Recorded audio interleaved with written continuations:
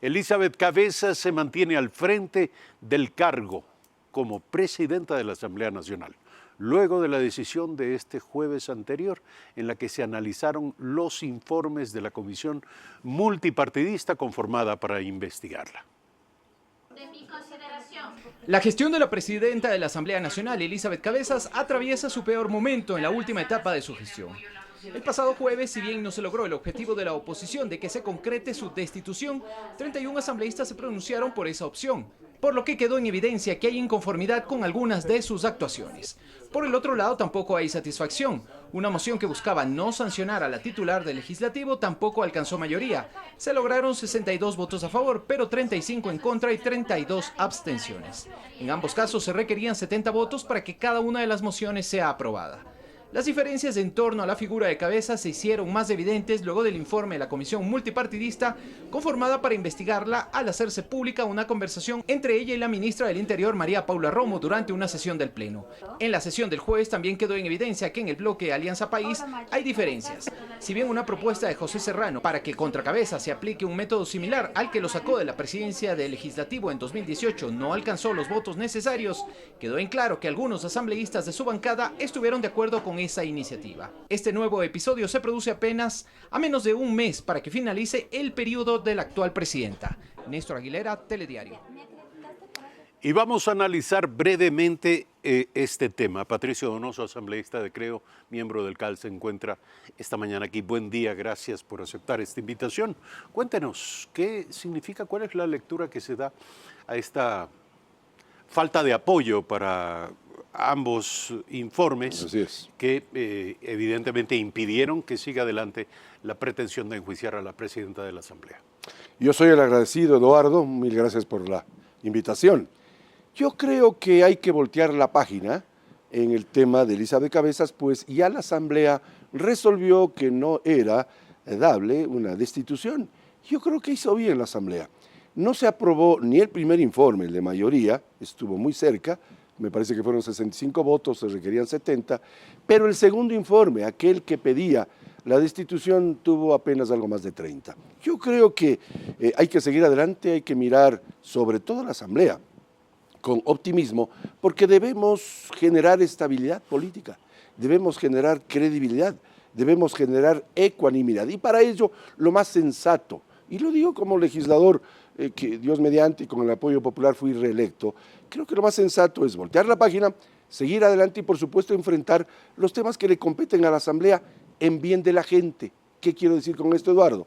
Hay que fijarnos mucho en la ley orgánica de la función legislativa, en los proyectos de ley para generar empleo. Yo mismo he presentado algunos de esa medida, de esa categoría, de tal manera que creemos, no solamente la Asamblea como tal, sino pretéritamente las comisiones legislativas, tratar esos proyectos con algo más de urgencia, a fin de que puedan... ¿Cuáles son?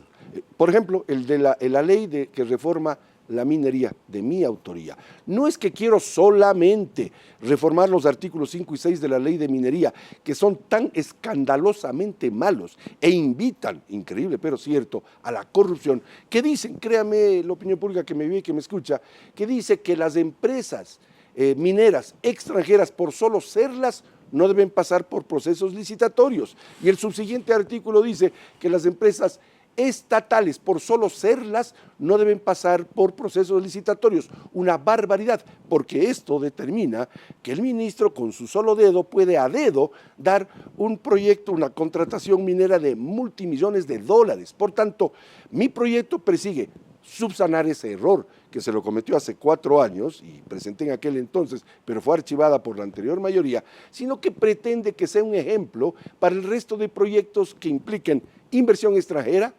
generación del empleo productivo y, por supuesto, estabilidad económica. ¿Fue exactamente un error, cree usted? Bueno, yo no sé si fue un error o no, o si lo hicieron a conciencia, porque ¿sabe lo grave que es, Eduardo?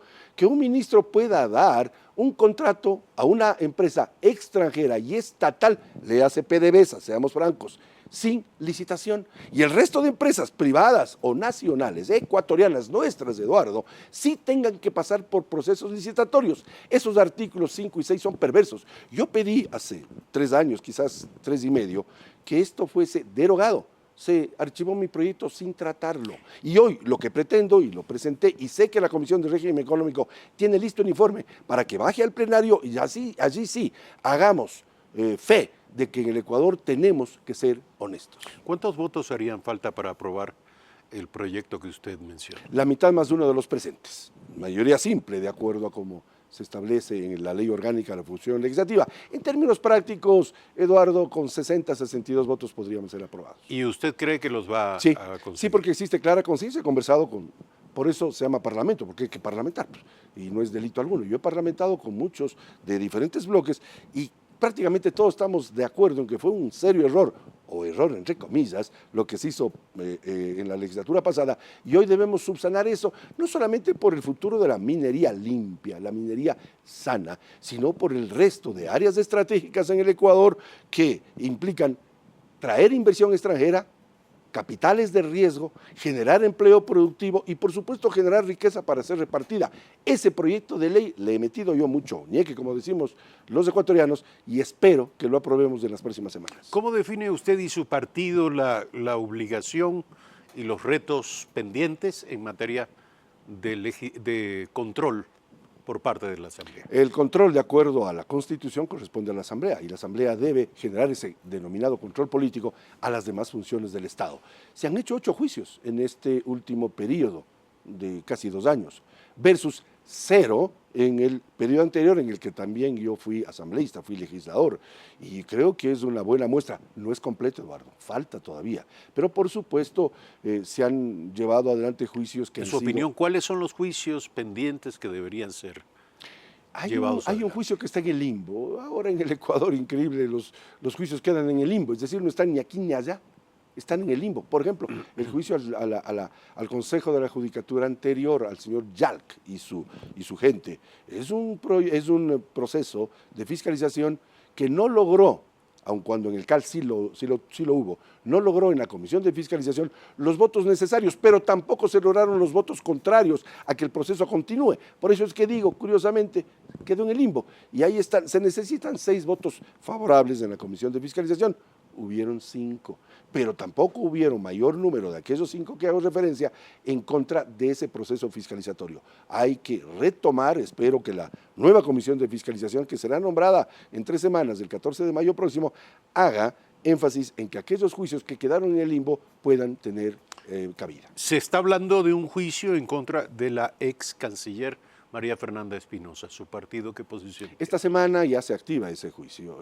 3 legisladores de mi bancada son interpelantes, así llamados anteriormente, recordará usted, y van a participar en aquel juicio. Igual alguna legisladora del Partido Social Cristiano, Cristina Reyes.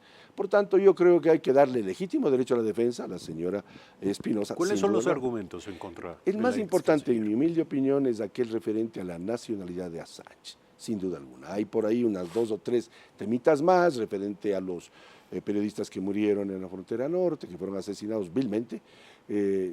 Yo no veo mayor fuerza en aquello. Y el otro referente a los migrantes, que también es importante, pero lo de fondo, en mi opinión, repito, Eduardo, ese tema es referente a la nacionalización del señor Assange, que ya dejó de ser, espero, una piedra en el zapato en el Ecuador. Este momento ya es un tema que compete a la justicia británica y por supuesto a otros actores del gran lío que significó por casi 7 años del señor Assange. Creo que fue un error la nacionalización y creo que el gobierno ha acertado en decirle, señor, salga usted de la embajada porque nos traía serios problemas que nunca debimos haberlos tenido. Yo en este set lo dije hace algún tiempo, aún en el gobierno anterior, que era un error el tema de Assange, porque compramos, y así suele decir nuestra gente, un pleito ajeno, a criterio de defender la vida de él. ¿Y qué pasa con tantas y tantas vidas que sí fueron atacadas, pero que no tenían el apellido Assange? ¿Recuerda usted? Ahora, un usted juicio recuerda, político... solo 15 segundos. ¿Usted Dígame. recuerda el apellido Snowden? Sí, claro. Increíble, por el señor Snowden, que ya nadie se acuerda, salvo Eduardo Califé y yo. Nadie se acuerda del señor Snowden. Perdimos las preferencias arancelarias con los Estados Unidos, gracias a un señor Snowden que hoy anda, me parece, por la Unión Soviética o por Rusia. Increíble. Por este señor Snowden perdimos preferencias arancelarias que ¿Por qué eran lo tan dice? claras. ¿Por qué afirma que perdimos? Porque una vez que nosotros, que el gobierno ecuatoriano de Rafael Correa resolvió por el señor Snowden renunciar en forma absurda a las preferencias arancelarias que teníamos con los Estados Unidos. Renunciamos a esas preferencias arancelarias por causa del señor Snowden como un acto de, entre comillas, soberanía del gobierno anterior. Sin embargo, todavía no suscribimos un acuerdo comercial con los Estados Unidos. Hasta el comandante Ortega de Nicaragua tiene un contrato, un tratado de libre comercio con los Estados Unidos. Todos los países de la costa oeste del Pacífico tienen un tratado comercial con los Estados Unidos, menos el Ecuador. Y aparte de ello, perdimos las preferencias arancelarias a causa de un señor, en defensa de un señor Snowden que me parece que era amigo del señor Assange. Quiero preguntarle sobre el juicio político a María Fernanda Espinosa. ¿Qué implicaciones reales, ciertas, cree usted que puede tener una sanción política, la ex canciller, en la circunstancia de su cargo actual, presidente de la Asamblea General? Me han hecho esta pregunta un par de veces ya, esta es la tercera, y voy a reiterar mi respuesta. Yo soy un hombre franco que cuando algo no sé, lo digo paladinamente. No lo sé, es la primera vez que vamos a tener un juicio a un exfuncionario, en este caso exfuncionaria, que tiene una función fuera del Ecuador. Por lo tanto, habrá, en mi opinión, que preguntársele a otra instancia. ¿Qué pasa si es censurada? Es su pregunta.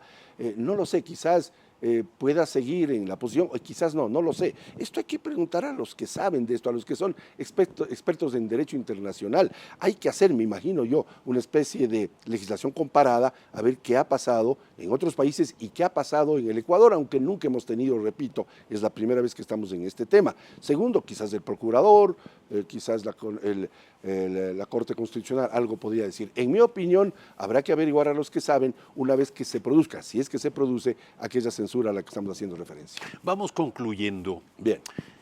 El balance de la votación, del análisis y la votación en torno al juicio, al probable juicio contra la presidenta de la Asamblea Nacional, ¿cree usted que prefigura lo que podría ser un equilibrio de fuerzas de cara a la elección de las próximas autoridades en la Asamblea Nacional? Y le pregunto, ¿a qué aspira su partido? Nosotros somos la primera fuerza política de oposición, más allá de que ahora el correísmo también dicen serlo, y está bien, pues tienen pleno derecho. Mi partido cree fielmente, mi movimiento político cree firmemente en que debemos tener posiciones dirigenciales en la Asamblea. No sabemos cuáles. Las comisiones, por ejemplo, que son tan importantes. ¿Van a postularlo a usted, a la presidenta de la Asamblea? Algunos amigos me lo han dicho, pero falta tanto tiempo y faltan tantas voluntades, pero he de ser sincero, yo nunca he dado una pregunta, Eduardo, algunos lo han dicho. Ahora bien, ¿qué se requiere, en mi humilde opinión? Una persona que genere estabilidad política, que genere ecuanimidad en el manejo de la cosa pública, de los temas inherentes a fiscalización y legislación desde el primer poder del Estado, que es la Asamblea. Y segundo, se necesita alguien que pueda poner de acuerdo a las gentes, parlamentar, por eso se llama parlamento, pues, parlamentar con todas las fuerzas políticas a fin de que las comisiones generen aquellos proyectos de ley que estoy haciendo referencia. Mire, a la gente que nos está viendo y escuchando este momento en Ecuador TV, lo que le interesa es su empleo. Lo que le interesa es su bienestar, lo que interesa es la situación de sus hijos, que cuando se levantan, siendo esto mayores me refiero, tengan un empleo, tengan a dónde ir, tengan la dignidad o gocen de la dignidad que es ser útiles en la sociedad. No hay derecho, Eduardo, que 6 de cada 10 ecuatorianos no tienen un empleo digno, un empleo estable, son desempleados, subempleados y viven en la informalidad. Respondiendo a su pregunta, necesitamos alguien que genere esa posibilidad de que, conversando, parlamentando, hagamos las cosas que son favorables para los ecuatorianos. Y que consiga los votos también. Sí, claro. ¿Cree usted que podría conseguir? Se requieren 70 votos y ese es un limitante de orden numérico, no de orden cualitativo, sino cuantitativo. Pero claro, no hay que engañarse, se requieren 70 voluntades y por supuesto el movimiento Creo siempre estará expectante de hacer lo que deba hacer legítimamente, como un movimiento político que, cuando se dieron las elecciones del año 2017, se constituyó en la primera fuerza política de oposición.